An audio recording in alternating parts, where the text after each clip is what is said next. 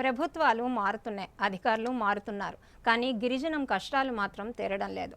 గిరిశిఖర గ్రామాల నుంచి మైదాన ప్రాంతాలకు చేరుకునేందుకు రహదారి సౌకర్యాలు లేక అమాయక గిరిపుత్రులు డోలీ మోతలే దిక్కవుతున్నాయి. అల్లూరి మన్యం జిల్లా కొయ్యూరు మండలంలో నిండు గర్భిణిని ప్రసవానికి డోలీలో మోసుకొని మైదాన ప్రాంతానికి తీసుకువచ్చారు.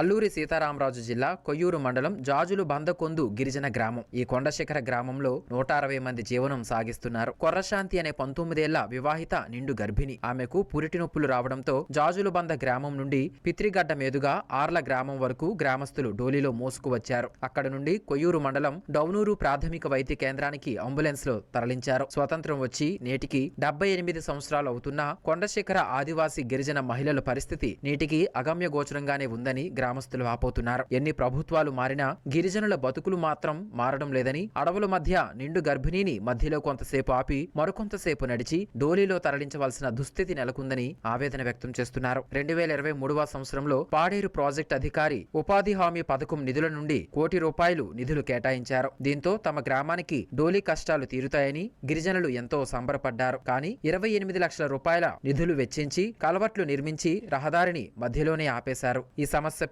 అనేక సార్లు ఐటీడీఏ ప్రాజెక్ట్ అధికారికి ఫిర్యాదు చేసినా సరే ఇంజనీర్ అధికారులు పనులు ప్రారంభించలేదని గిరిజనులు చెబుతున్నారు. పాడేరు ఐటీడీఏ అధికారులు రహదారులపై సమగ్రమైన పరిశీలన చేయకపోవడం వల్ల ట్రైబల్ వెల్ఫేర్ అధికారులు నిర్లక్ష్యంగా రోడ్డు నిర్మాణం చేపడుతున్నారని ఆరోపించారు. ఇప్పటికైనా అధికారులు స్పందించి డోలీ కష్టాలు తీర్చాలని కోరారు.